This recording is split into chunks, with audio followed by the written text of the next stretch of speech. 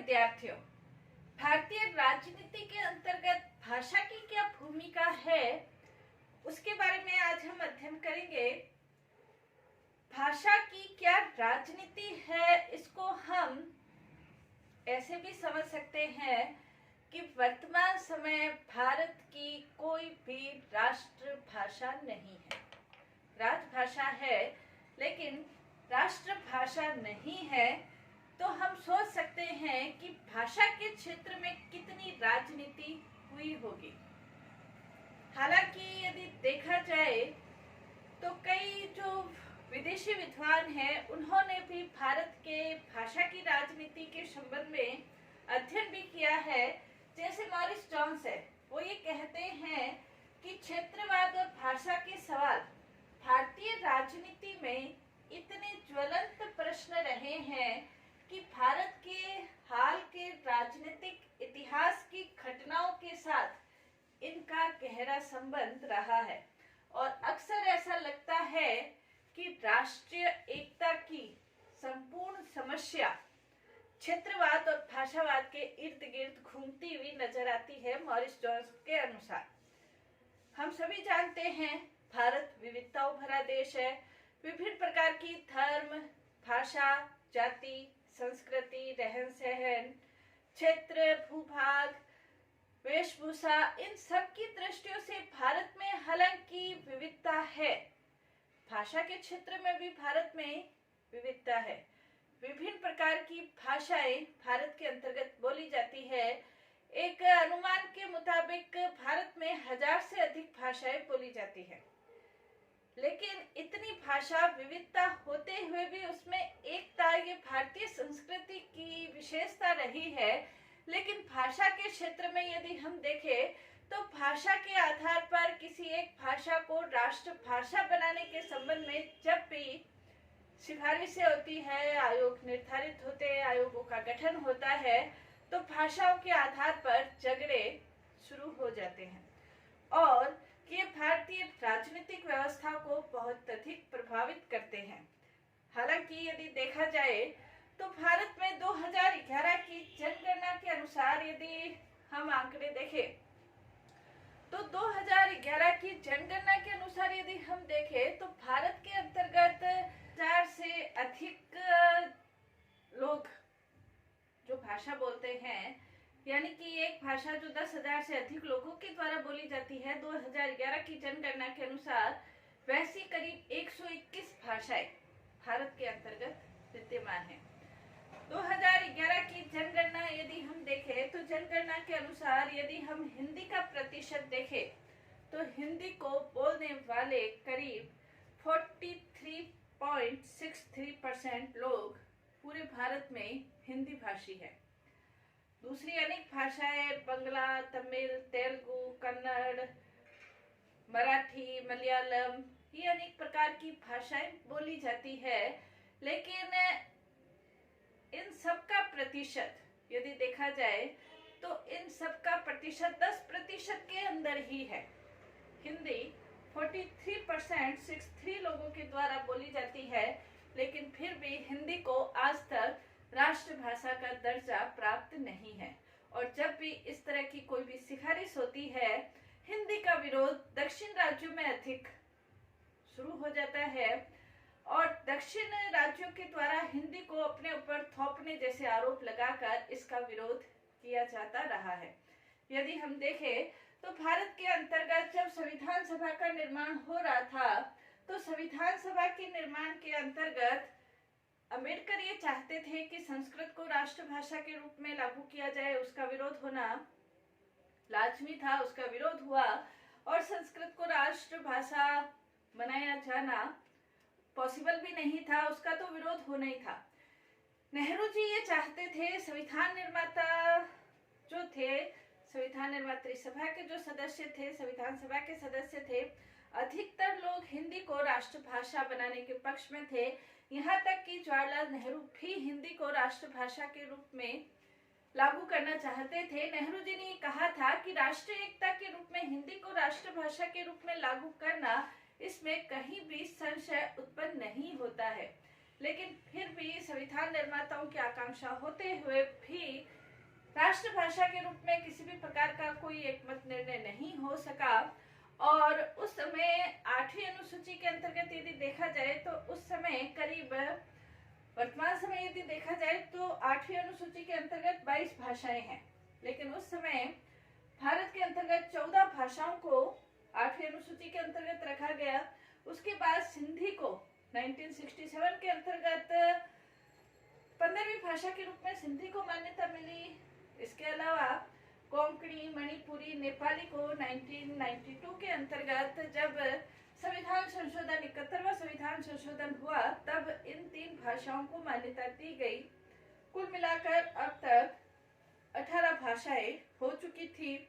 इसके बाद 2003 के अंतर्गत जो 92वां संविधान संशोधन हुआ, 92वां जो संविधान संशोधन हुआ, उसके अंतर्गत 4 और भाषाओं को 8वीं अनुसूची के अंतर्गत शामिल किया गया और उसके अंतर्गत बोडो, डोंगरी, मैथिली, संथाली इन भाषाओं को मान्यता प्रदान की गई।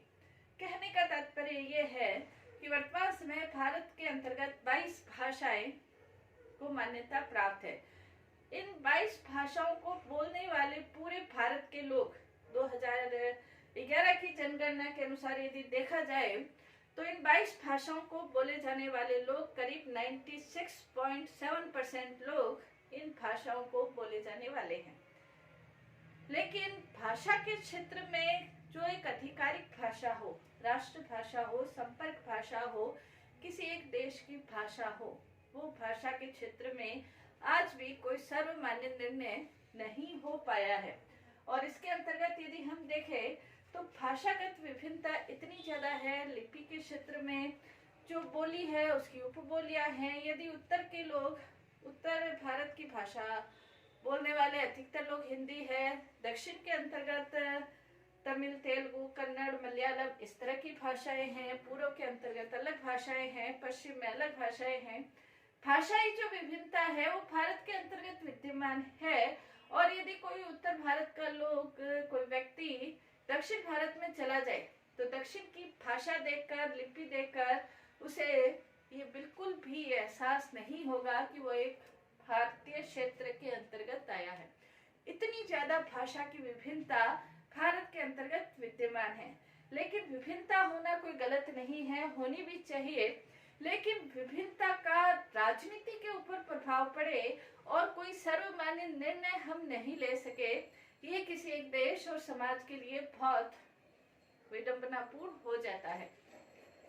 यदि हम देखें, संविधान सभा के अंतर्गत विचार विमर्श हुआ भी था और संविधान सभा के अंतर्गत जो राजभाषा आयोग था, राजभाषा अधिनियम जो पारित किया गया था, उसमें ये माना भी गया था कि चूंकि भारत में सबसे ज्यादा हिंदी बोलने वाले लोग हैं, इसलिए हिंदी को राष्ट्रभाषा के रूप में मान्यता प्राप्त होनी चाहिए। अंग्रेजी को तो मान्यता प्राप्त नहीं होनी चाहिए, क्योंकि हम जब राजनीतिक रूप से स्वतंत्र हैं तो भाषाई रूप से भी हमें स्वतंत्र होना चाहिए। और अंग्रेजी को संपर्क भाषा में रखने का तात्पर्य ये होगा कि अभी तक हम मानसिक रूप से अंग्रेजी पर निर्भर हैं, या अंग्रेजी पर भाषाई हमारी निर्भरता है, उसको कम करके भारत की ही किसी प्रादेशिक भाषा के राष्ट्रभाषा के रूप में होनी चाहिए। लेकिन किसी भी प्रकार के निर्णय के संबंध में कोई निर्णय नहीं हो सका और उसके अंतर्गत संविधान के अंतर्गत अनुच्छेद 343 और 344 के अंतर्गत ये व्यवस्था की गई कि इसके संबंध में क्या आगे कार्रवाई हो सकती है, क्या निर्णय लिया जा सकता है। और संविधान के अंतर्गत 343 और 344 से 45 इसके अंतर्गत व्यवस्थाएं की गई।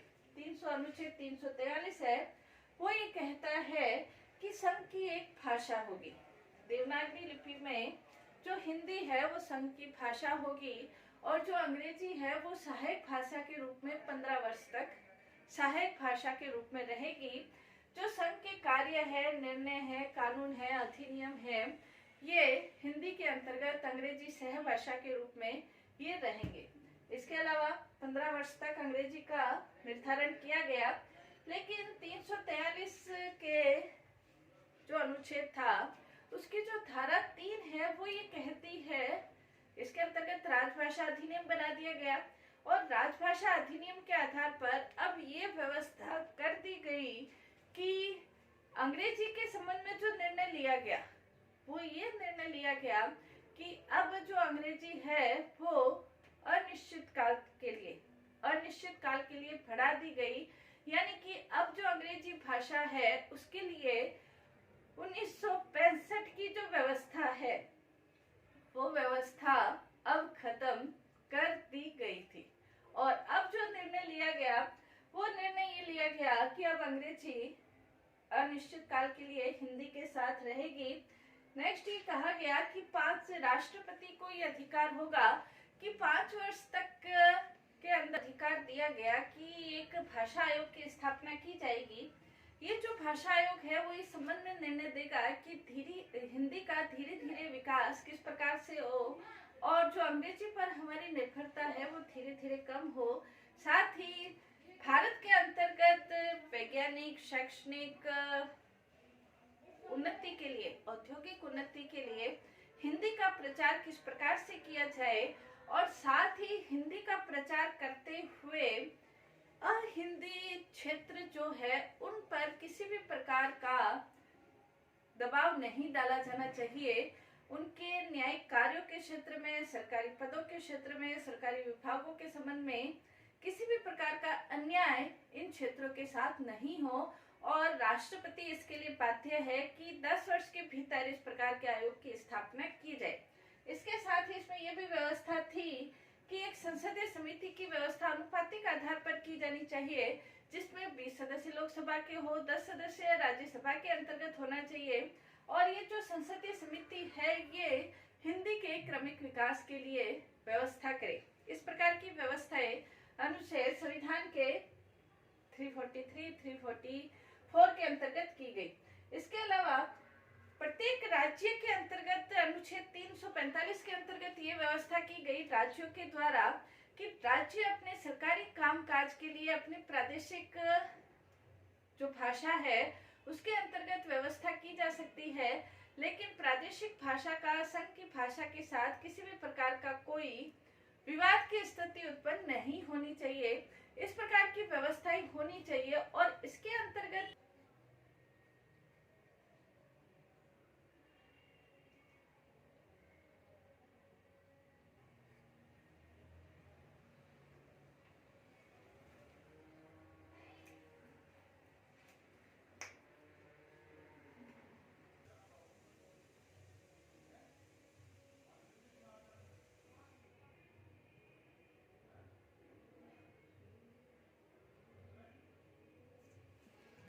भाषा होगी और इसके अंतर्गत संघ के द्वारा यदि संघ के आपसी संबंधों के आधार पर, संघ और राज्यों के संबंधों के आधार पर भाषा का निर्धारण संघ के द्वारा किया जाएगा, यानी कि जो संघ की भाषा होगी वो ही निर्धारित होगी।